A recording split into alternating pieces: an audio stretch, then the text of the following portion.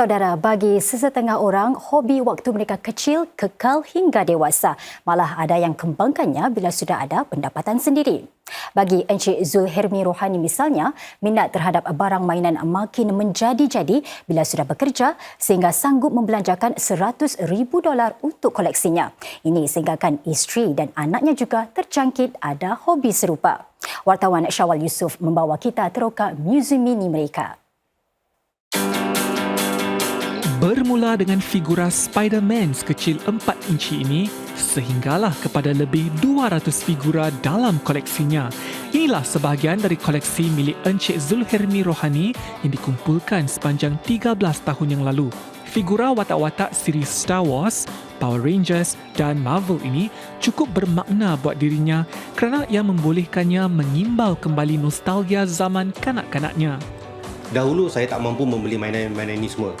Bila sekarang sudah bekerja, saya mampu membeli ni, saya amat bahagialah, gembira memiliki mainan itu.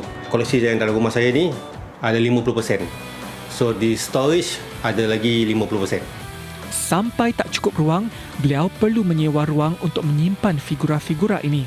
Bergantung kepada saiz dan edisi terhad sesuatu figura itu, harganya boleh mencecah beratus dolar.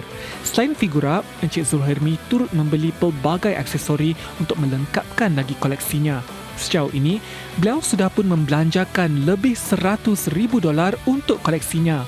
Namun, bagi jurutera berusia 46 tahun ini, kepuasan yang dinikmati tidak ternilai.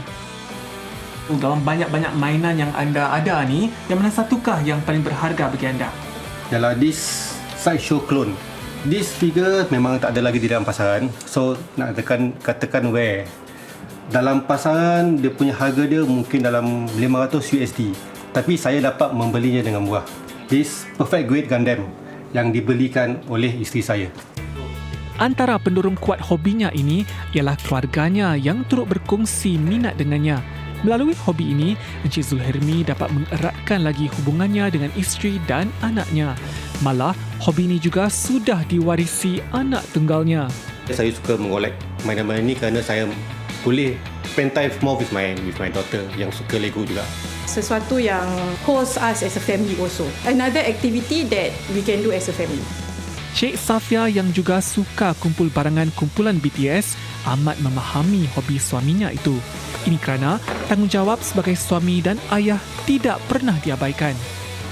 Saya akan nasihatkan dia, okay, you put a budget, make sure bulan-bulan to letakkan budget untuk mainan, which dia akan buatlah. Bila dia nak cari satu mainan tu, dia akan bawa sekali saya dengan anak dia. Yeah, you know, you will go as a family. Hello. Hai. Hampir 2 kali sebulan, Encik Zulhermi akan ke kedai mainan yang terletak di pusat beli belah Queensway ini. Selain membeli mainan baru, di sini beliau juga boleh menyewa ruang untuk menjual mainan-mainan dari koleksinya. Encik Zulhermi adalah di antara 200 pelanggan tetap kedai ini dan sekitar 60% merupakan pelanggan Melayu. The bulk of it would be toy collectors, but we love it that people can just walk in and browse. Because that's how a toy shop should be. Permintaan bagi mainan juga semakin rancak, lebih-lebih lagi dalam kalangan mereka berusia 30-an hingga 40-an tahun. Mereka juga tidak teragak-agak untuk keluarkan belanja yang besar untuk dapatkan mainan idaman mereka. We have had one customer just come in and, and then it came up to, wow, $700. Most of the toys are those they cannot find at retail. Some would say it's collectibles, but they are really popular. Bagi Encik Zulhermi, misi untuk mengembangkan lagi koleksinya belum ada penghujungnya. Beliau berharap dapat membuka sebuah muziumnya sendiri agar dapat berkongsi dengan lebih ramai tentang keunikan setiap mainan dalam koleksinya. Sejak 2017 pula, beliau mengambil setapak ke hadapan untuk kembangkan lagi hobinya ini. Saudara, selain mengumpul mainan, Encik Zul juga seorang penggiat cosplay. Baiklah Encik Zul, apakah mungkin antara watak yang anda sering gayakan? Okay, baik Syawal. Selain daripada cosplay Star Wars, saya ada mempunyai cosplay yang lain. Seperti Nightwing, Riddler dengan Ghostbuster.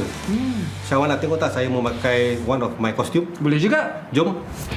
Kebanyakan kostum yang dipakainya dibeli atau dibuatnya sendiri. Melalui cosplay, Encik Zulhermi dapat meluaskan kenalan dengan minatnya yang sama.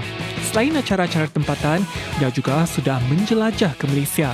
Dan antara wataknya yang dikenali ramai dalam kumpulan penggiat cosplay di Singapura ialah White Ranger. It's morphin time.